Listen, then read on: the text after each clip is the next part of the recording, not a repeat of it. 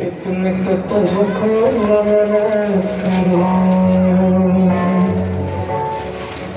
तुम्हें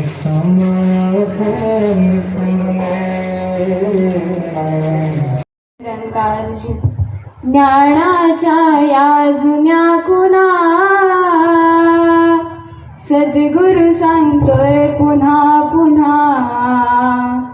ज्ञानाच्या या जुन्या खुणा सद्गुरु सांगतोय पुन्हा पुन्हा. ये चरणावरी घे पाहुनी पाहुनी देवाला. घे पाहुनी पाहुनी देवाला. ज्ञानाच्या या जुन्या खुणा सद्गुरु सांगतोय पुन्हा पुन्हा. ज्ञानाच्या या जुन्या खुणा सद्गुरु सांगतोय पुन्हा पुन्हा. ये चरणावरी घे पाहुनी पाहुनी देवाला. घे पाहुनी पाहुनी देवाला. गोड तुझे हे अज्ञान नको राहूस ब्रह्मात. गोड तुझे हे अज्ञान नको राहूस ब्रह्मात. एवढा मोठा हा भगवान कसा मावेल मुठीत. एवढा मोठा हा भगवान कसा मावेल मुठीत. साधू संत सांगून गेले क्षणाक्षणाला. साधू संत सांगून गेले क्षणाक्षणाला. घे पाहुनी पाहुनी देवाला. घे पाहुनी पाहुनी देवाला. देवजी महाराज की जय. निरंकारी राजमाता दुर्जन अवतार की जय. तू ही निरंकार, मैं तेरी शरणहार, मैं बख्श लो. तू ही निरंकार, मैं तेरी शरणहार, मैं बख्श लो. निरंकार जी. भावे लाभावे दीर्घायुष. लाभावे लाभावे दीर्घायुष. अहो आदित्यजी हॅपी बर्थडे टू यू. अहो आदित्यजी हॅपी बर्थडे टू यू. लाभावे लाभावे दीर्घायुष. लाभावे लाभावे दीर्घायुष. अहो आदित्यजी हॅपी बर्थडे टू यू. अहो आदित्यजी हॅपी बर्थडे टू यू. वाढदिवसाच्या हर्षाला आम्ही येऊ दर वर्षाला. वाढदिवसाच्या हर्षाला आम्ही येऊ दर वर्षाला. तुमचे कौतुक कौतुक आम्ही करू. तुमचे कौतुक कौतुक आम्ही करू. अहो आदित्यजी हॅपी बर्थडे टू यू. अहो आदित्यजी हॅपी बर्थडे टू यू. वर्ष वर्ष हे कार्य करो. आयुष्य हे कर सुख वाढो. वर्ष वर्ष हे कार्य करो. आयुष्य हे कर सुख वाढो. आमची इच्छा असते महा. हे प्रभू दे तू वरदान. Happy birthday to you. Happy birthday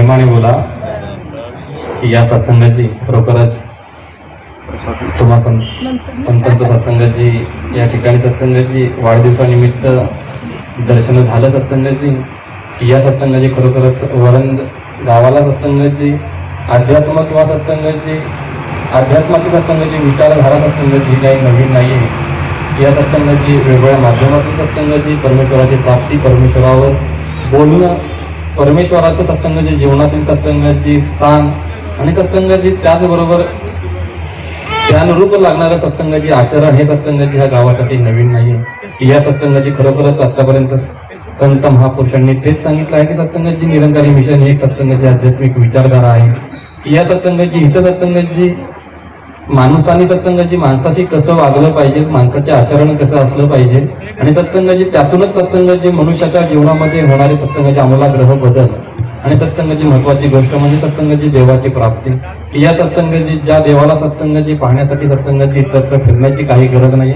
हा सत्संगाची अंगसंग सत्संगाची परमेश्वर सत्संगाची ठाई ठाई भरलेला आहे की या सत्संगाची खरोखरच तो परमेश्वराची प्राप्ती सत्संगाची ह्या निरंकारी मिशनच्या माध्यमातून होते की या सत्संगाची खरोखरच महापुरुषांनी सांगितलं की सत्संगाची भक्तीमध्ये सत्संगाची परमेश्वराची प्राप्ती झाल्यानंतर सत्संगाची भक्ती पूर्णत्वाला कदाचित जात नाही. सत्संगाची भक्तीमध्ये सत्संगाची समर्पण असणं सत्संगाची गरजेचं आहे की या सत्संगाची परमेश्वराची प्राप्ती झाली परमेश्वराला पाहिलं मग सत्संगाची माझं जीवनाचं सत्संगाची सोनं होईल माझं जीवन सत्संगाची शुद्ध होऊन जाईल माझं जीवन सत्संगाची पैस दिराला जाईल अशातला भाव नाहीये की या सत्संगाची ज्यावेळी सत्संगाची एखादा विद्यार्थी सत्संगाची शाळेमध्ये जातो सत्संगाची शाळेमध्ये गेल्यानंतर सत्संगाची ज्या विद्यार्थी दशेमध्ये सत्संगाची जोपर्यंत ज्या गोष्टी सांगितल्या त्या गोष्टी सत्संगाची जोपर्यंत तो अंगीकारत नाहीये तोपर्यंत सत्संगाची तिथं सत्संगी तो विद्यार्थी यशस्वी होणार नाहीये. या सत्संगाची ब्रह्मज्ञानाची प्राप्ती सुद्धा झाल्यानंतर माझ्या जीवनामध्ये ते आचरण माझ्या जीवनामध्ये ते बदल घडणं गरजेचं आहे जे सत्संगाची सद्गुरूकडून सत्संगाची आपल्याला अपेक्षित आहे की या सत्संगाची खरोखरच तो प्रयास करूयात की सत्संगाची तसं जीवन घडून सत्संगाची खऱ्या अर्थाने जीवन सत्संगाची एक स्टेबल करण्याचा प्रयत्न करूयात.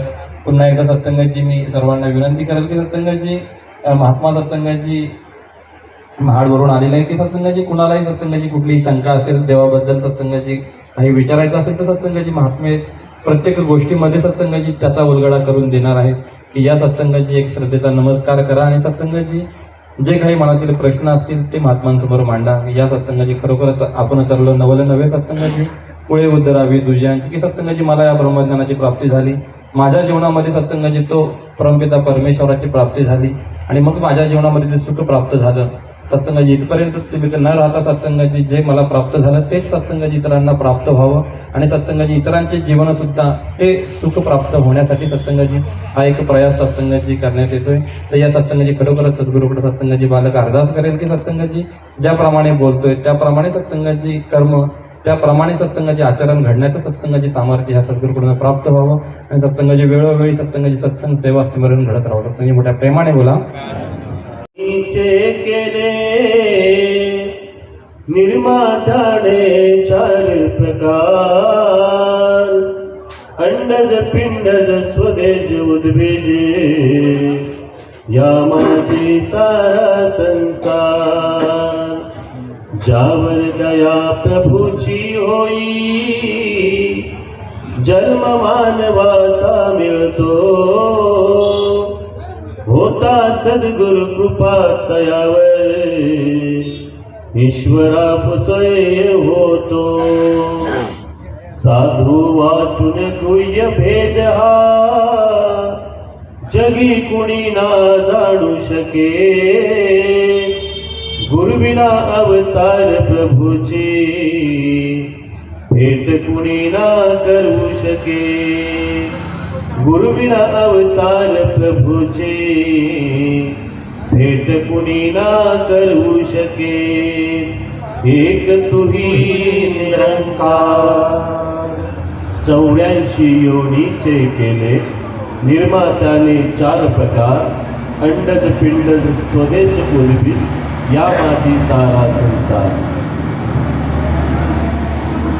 ध्यानमूलं गुरुरमूर्ति पूजामूलं गुरुरपदं मन्त्रमूलं गुरुर्वाक्य मोक्षमूलं गुरुर्कृपा सद्गुरु माता सुदीक्षा सविंदर हरदेवजी महाराज की जय।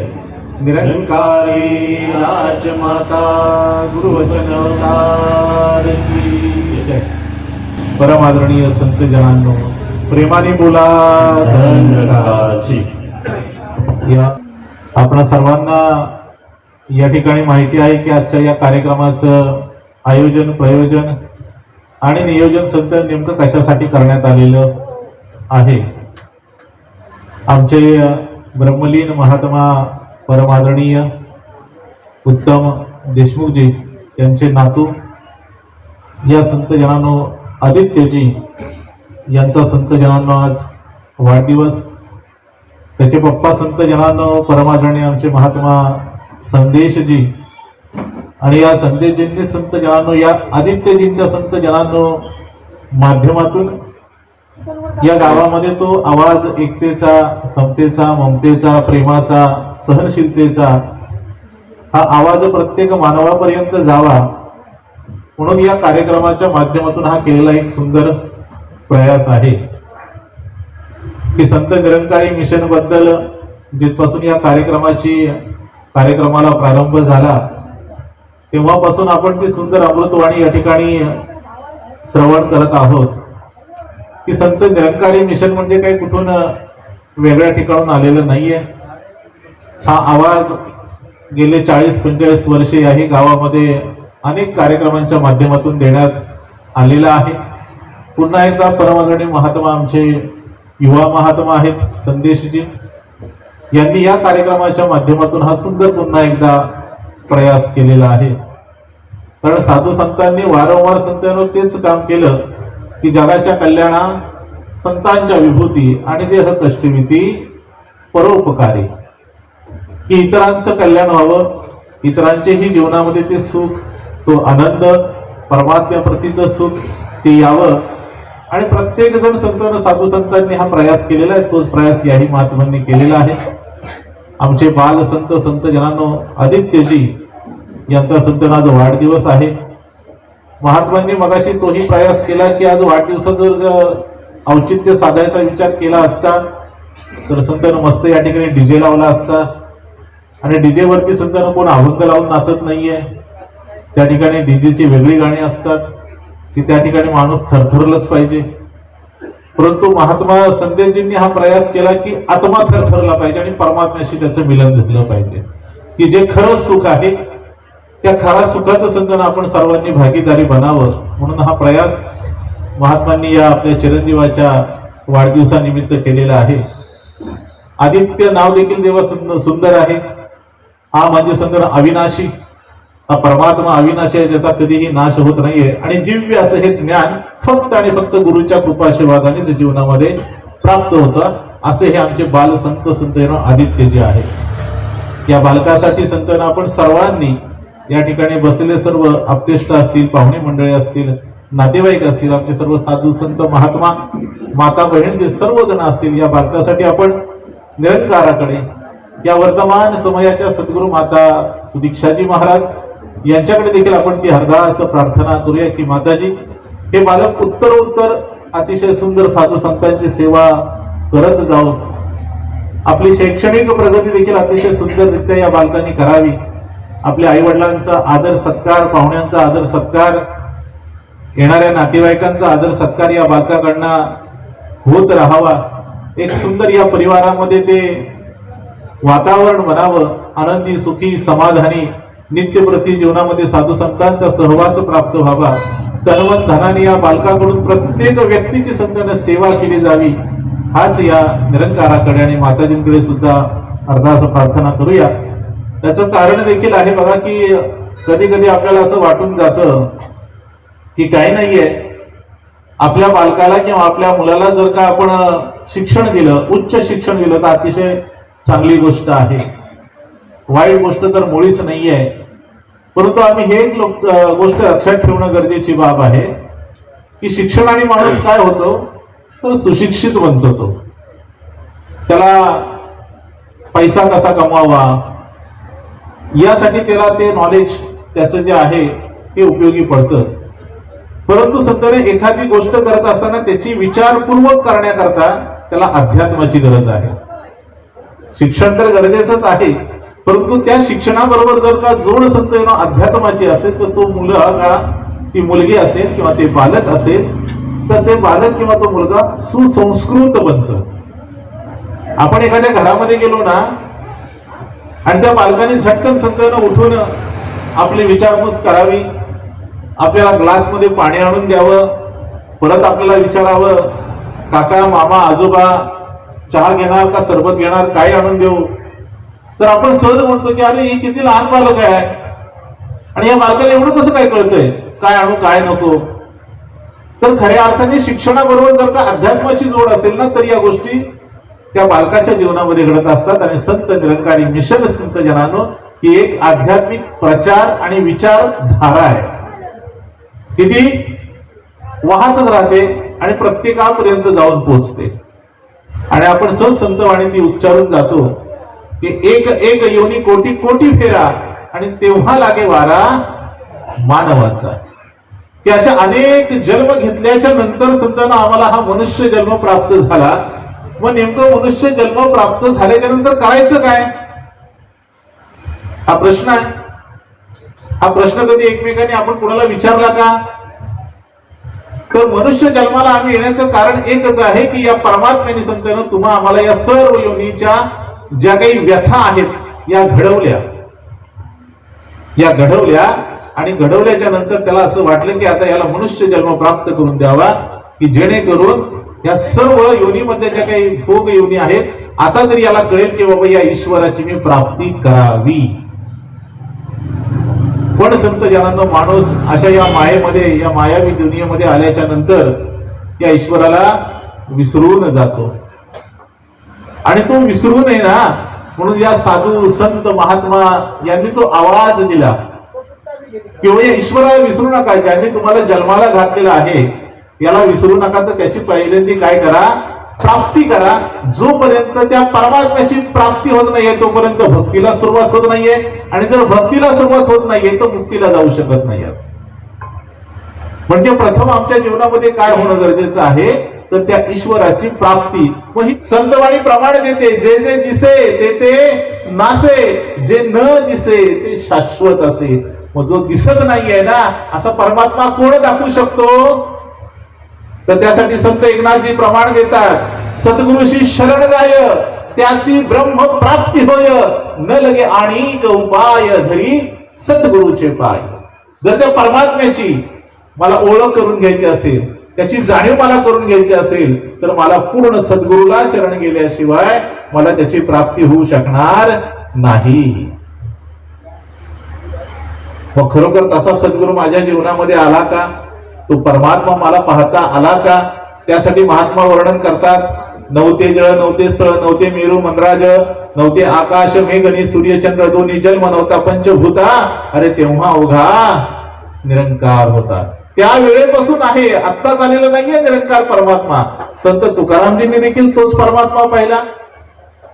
त्याच्या पुढे जाऊन आपण संत नामदेवजींचं सर्वांना संतांना आपल्याला ती कथा माहिती आहे, तो प्रसंग माहिती आहे की जे साधू संत महात्मा संपूर्ण संतांमध्ये असे संत होऊन गेले की जे देवाशी प्रत्यक्ष बोलायचे, म्हणजे त्यांनी सांगावं आणि परमेश्वराने निराकाराने परमात्म्याने देवाने ऐकावं. पण तरी सुद्धा त्यांना सुद्धा त्या साकार त्या ईश्वराने संतांना सांगितलं की बाबा मी तुला दिसतोय तसा मी मुळीच नाही. तुला जर मला पाहायचं असेल ना तर खेचर स्वामींना काय जा, शरण जा. जोपर्यंत शरण जात नाहीयेस तोपर्यंत तुला परमात्म्याची त्या खऱ्या ईश्वराची जाणीव होणार नाहीये. स्वतः देव सांगतो. आणि ज्या वेळेला ते त्या मंदिरामध्ये गेले आणि त्यावेळेला खेचर स्वामींनी संत जनांनो पिंडीवरती पाय ठेवलेला होता. आज आपल्या घरामध्ये आपल्या मातीला जर पाय लागला तर आपण पटकन पाया पडतो, वडिलांना पाय लागला तर पाया पडतो, आजोबांना पाय लागला तर पाया पडतो. आणि दुसऱ्याचा लागला आणि तो पडला नाही तर आपल्याला किती राग येतो, तळपायची आग आपली मस्तकात जाते. आणि त्या ठिकाणी तर एक भक्त संत नामदेवजी, आणि काय पाहतायत तर अरे बापरे, ज्यांच्याकडून मला ईश्वराची प्राप्ती होणार आहे तोच व्यक्ती काय करतोय तर शंकराच्या पिंडीवरती पाय ठेवून बसला. पण गुरु संत जनानं प्रत्येक गोष्ट आहे ना कृतीमधून समजावून सांगत असतो. बोल बोलता सोपे वाटे आणि करणी करता तीर कापे, संतांची वचन आहेत. आणि मग त्याला सहज खेतर स्वामीजी म्हणाले की अरे बाबा, मी तर खूप म्हातारा झालोय, एक काम कर, ज्या ठिकाणी म्हणले पिंड नसेल ना बाळा अशा ठिकाणी माझे पाय उचल आणि बाजूला ठेव. त्याला संत नामदेवजी देखील जवान तरुण रक्त, देवाबद्दलचा सुंदर भाव, थोडीशी त्या समयाला तयार झालेली चीड, आणि त्यांनी ते पाय उचलले, उचलून बाजूला ठेवले, तर त्याही ठिकाणी काय झाली, पिंड तयार झाली. प्रत्येक म्हणजे संपूर्ण चारही दिशांना संत जनांनो त्यांचे पाय त्यांनी ठेवायचा प्रयत्न केला, पण ज्या ज्या ठिकाणी पाय ठेवण्याचा प्रयत्न केला त्या त्या ठिकाणी पिंड तयार झाली. याचा अर्थ काय? आणि मग संतांनी वर्णन केलं की पिंडी ते ब्रह्मांड. मग ते ब्रह्मांडाचं ज्ञान त्यांना झालं म्हणजे नेमकं काय झालं याची प्रचिती संत जनांनो, त्या तत्वाची जाणीव आहे ना संत निरंकारी मिशन करून देत आहे आजच्या युगाला. तो सत्य परमात्मा. बाकी संत निरंकारी मिशन तुमची जात, तुमचा धर्म, तुमचा पंथ, तुमची वेशभूषा, तुमची केशभूषा, काही काही म्हणून काही बदलत नाही. अवतारवाणीमध्ये सुंदर प्रमाण दिलं जातं की मानव मी मानवासारिखा, इतरांजैसा देह मला, ज्ञानांजन घालून सद्गुरूंनी ज्ञानदृष्टी दिदली मजला. गुरुनी काय का म्हणावी, देव पाहण्यासाठी म्हणून गेलो गुरुकडे, पण गुरुनी काय केलं, अरे बापरे देवच बनवून टाकलं. मग देव बनवणं म्हणजे मगाशी महात्मांनी सांगितलं ना की देवाची अवस्था काय आहे, की परमात्मा संतांनो पाण्याने भिजत नाहीये, वाऱ्याने हलत नाहीये, अग्नीने जळत नाहीये, आणि शस्त्राने तो तुटला जात नाही. असं जे तत्व आहे ते तत्व म्हणजे निरंकार परमात्मा. मग असा परमात्मा ज्या ज्या वेळेला साधू संतांच्या जीवनामध्ये आला ना त्यावेळेला ती भक्तीला खऱ्या अर्थाने सुरुवात झाली. आणि मग महात्मा संत वाणी म्हणायला लागले, संत म्हणू लागले की आता जेथे जातो तेथे तू माझ्या संगाती आणि चाल विषय हाती धरून या. की आता मला चालवणारा, मला बोलवणारा, मला फिरवणारा, माझ्या प्रत्येक जीवनामध्ये माझ्यामध्ये सुंदरता आणणारा कोण आहे ना, तर तो ईश्वर आहे का तर पाहिला. आणि अशा ईश्वराला जर आपलासा करायचा असेल तर त्यासाठी सुद्धा संतवाणी प्रमाण देते की पाण्यात मासा झोप घेई कैसा, जावे त्याच्या वंशा तेव्हा कळे. त्या पाण्यामध्ये मासा अतिशय सुंदर विहार करत असतो, पोहत असतो, झोपही काढत असतो, पाणीही पित असतो, श्वसनही करत असतो, सर्व क्रिया त्याच्या अतिशय सुंदर करत असतो. पण आपण मात्र तळ्याच्या वरती काठावर उभे राहून सगळं पाहत असतो आणि आपल्या मनामध्ये तो भाव येतो की अरे हा मासा एवढा लहान पण कसं ह्या सगळ्या क्रिया करत असेल. ज्या वेळेला त्याच्या जन्मामध्ये आम्ही जाऊ तसं संत जोपर्यंत या सद्गुरूला शरण आम्ही जात नाहीये ना तोपर्यंत संत कसं व्हावं किंवा परमात्मा कसा आहे हे संत आम्हाला लांबून पाहून कधी कळणार नाही. कारण हे जोपर्यंत तुम्ही मी या परमात्मा हा परमात्मा आहे ना, परमात्म्याचा तुम्ही आम्ही काय आहोत, अंश आहोत. हा अंश जोपर्यंत त्याची त्याला प्राप्ती होणार नाहीये त्या परमात्म्याची तोपर्यंत हा सुद्धा संत एका ठिकाणी स्थिर राहणार नाही, तो सुद्धा विचलित होत जातो. आणि आत्मा आणि परमात्म्याचं मिलन करण्याचं मिशन म्हणजे संत निरंकारी मिशन. आणि मग खऱ्या अर्थाने देव माझा मी देवाचा ही अवस्था आपली प्राप्त होते. तर दास देखील अधिक शब्दांचा सहारा न घेता या ठिकाणीच थांबेल. कदाचित बोलता बोलता दासच्या मुखातून काही वेडेवाकडे शब्द गेले असतील तर दासला उदाहरण क्षमा करा. अनेक अशी बुजुर्ग मंडळी देखील या ठिकाणी उपस्थित आहेत. या आपण सुंदर ही वाणी या ठिकाणी श्रवण केली, जी सुंदर वाटली, गोड वाटली, ती माझ्या गुरुमाऊलीची आहे, सद्गुरूची आहे. त्याच्यावरती आपण विचार करूया, मंथन करूया, चिंतन करूया आणि आपल्याबरोबर इतरांचंही कल्याण कसं करता येईल हा विचार करूया. तर दासला देखील सत्संग सेवा सिमरण घडेल. दासचाही अखंड परिवार तुम्हासारख्या ब्रह्मज्ञानी साधू संतांच्या चरणावरती लीन राहील असा दासलाही आशीर्वाद करा. आपणा सर्वांसाठी या निरंकाराकडे माताजींकडे ही अरदास प्रार्थना. माताजी सर्वांना इथे बसलेले सर्व या गावातील देखील सर्व जेवढे काही आमचे साधू संत महात्मा असतील सर्वांना तनाने निरोगी ठेवा, तंदुरुस्त ठेवा. सर्वांची या मनाची तार या निरंकाराशी जोडून ठेवा. धनानेही सर्वांना भरपूर करा, परंतु सर्वांना या पावन पवित्र साधू संतांचा नित्य प्रति सहवास प्राप्त होवो हीच अरदास प्रार्थना. पुन्हा एकदा आमचे परमादरणीय महात्मा संतजी यांचे चिरंजीव आदित्यजी यांना आपल्या सर्वांकडून म्हणण्यापेक्षा या गावाकडून सुद्धा आमचं सेक्टर महाड, संत निरंकारी मिशन, आमचं झोन रायगड या सर्वांच्या माध्यमातून या बालकाला लाख लाख संतांना हार्दिक हार्दिक शुभेच्छा. हे बालक सदोदित आपलं जीवन जसं जसं व्यतीत करत जाणार आहे तसं तसं साधू संतांच्या सहवासात लहानाचं मोठं होत होत आई वडिलांचा आदर सत्कार करत, साधू संतांचा आदर सत्कार करत आपलं जीवन सुंदर बनवेल हीच निरंकाराकडे आणि माताजींकडे अर्थात प्रार्थना. एवढ्याच शब्दाने दास आपला क्षमा प्रार्थी आहे. प्रेमाने बोला धन्यवाद. एक देव आहे खरा, माया आटीला पसारा, शरण जावे संतजना, सत्य मानावे निर्गुणा. हे निर्गुण परमेश्वराची जाणकारी त्या संत महात्म्यांनी, इथे बसले संत महात्म्यांनी केलेली आहे. कारण हा एकच देव, जसं महात्मा परवा सुंदररित्या त्या एका देवाचं वर्णन महात्माने सांगितलं, कारण वेळ तर नाही. महात्मा आपल्या स्टेज विचारात म्हणून निश्चितच बऱ्याचशा अनुभवातून तुम्हा आम्हाला भक्तीची रीत समजवणार आहेत. परंतु दास एकच सांगू इच्छितो की हा देव एक आहे. ते एका देवाची अनुभूती आपण करून घेऊया. प्रेमाने बोला. खरोखरच की आता आपण ऐकलंच की बालिकेनं खूप छान शब्दामध्ये आपल्याला समजून सांगितलं. खरोखरच की ज्याला ज्याला वाटते देव पाहावा त्याने सत्संग करावा. आज देव पाहायचे आलो आणि देव घेऊन बसलो. खरोखर संतजनांनो ही जी अवस्था आहे, संतजनांनो खरोखरच की जेव्हा सत्संगामध्ये संतजनांनो की आपल्याला असे हे विचार श्रवण करायला मिळतात. खरोखर संतजनांना मनाची जी अवस्था असते संतजनांना ती बदलूनच जाते. संगतजी मोठ्या प्रेमाने बोला, सर्वांनी बोला. संगतजी दाशी थोडासा एक अनुभव सांगते दाशीच्या जीवनात घडलेला, की आपण ह्या सद्गुरूवर विश्वास ठेवला. हा सद्गुरू आपल्यासाठी काय करतो आणि काय नाही. दाशीची मुलगी जॉबसाठी बाहेर गेली अमेरिकेला. तर तिथे खूप म्हणजे पहिले एक इंटरव्ह्यू झाला, तर तिचा तो इंटरव्ह्यू फेल गेला. तर मुलीला वाटलं, खूप वाईट वाटलं. म्हटली मम्मी इंटरव्ह्यू फेल झाला. म्हटलं राहू दे, माताजींच्या काहीतरी चांगलं करणार असतील, पुढचा इंटरव्ह्यू व्यवस्थित जाईल. हां. आणि नंतर 1-2 महिन्याने असं कळलं, जो इंटरव्ह्यू ती फेल गेली होती तर ते बाहेर अमेरिकेला तिला ती हॉटेल मॅनेजमेंट झाली. तर हॉटेलसाठी तिला जो इंटरव्ह्यू दिला होता तो फेल झाला. ते हॉटेल इतकं म्हणजे म्हणजे एका ठिकाणी म्हणजे खूप बेकारी एरिया होता तो.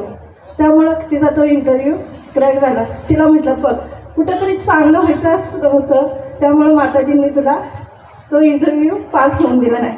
आणि दुसरा इंटरव्ह्यू पास झाली आणि ती अमेरिकेला गेली जॉबसाठी. तिथं पण गेल्यावर तिला खूप अडचणी आल्या आणि तिथं खूप अडचणी आल्या आणि तिथं जॉब सुटला. जॉब सुटल्यावरती माझ्या पायाखाली जमीन सरकली आणि मला खूप वाईट वाटलं. माताजींना खूप अरदास केली, तिने पण केली आणि आमच्या नारी संगतमध्ये मी आशीर्वाद घेतला. सगळ्या बहिणींनी खूप, आपण म्हणतो ना माताजी हट्ट करायचा माताजींना, बरोबर त्या हे करतात आणि आशीर्वाद आपण घेतला ना सर्व बहिणींचा, म्हणजे तो आशीर्वाद माताजींना पूर्ण करायलाच लागतो. आणि तिचा जॉब गेला आणि आशीर्वाद घेतला. खरंच इतकं सुंदर दुसरं हॉटेल मिळालं ना, त्या पहिल्या हॉटेलपेक्षा दुसरं हॉटेल इतकं छान मिळालं. तिथं तिला पेमेंट पण वाढवून मिळालं आणि तिथली माणसं पण खूप सुंदर मिळाली. आणि तेव्हा खरंच आपण म्हणतो, जेव्हा आपल्यावर अडचण येते तेव्हा आपण नामस्मरण जास्त करतो. अगदी छोट्या छोट्या गोष्टींसाठी देखील या सद्गुरूचा आसरा घेतला पाहिजे. या सद्गुरूला जीवनात सत्संगजी आणलं पाहिजे, पण त्याच्यासाठी आधी माझ्या जीवनात ते येणं गरजेचं आहे. तर माझ्या मुलांच्या जीवनामध्ये तो सद्गुरू देखील येणार आहे.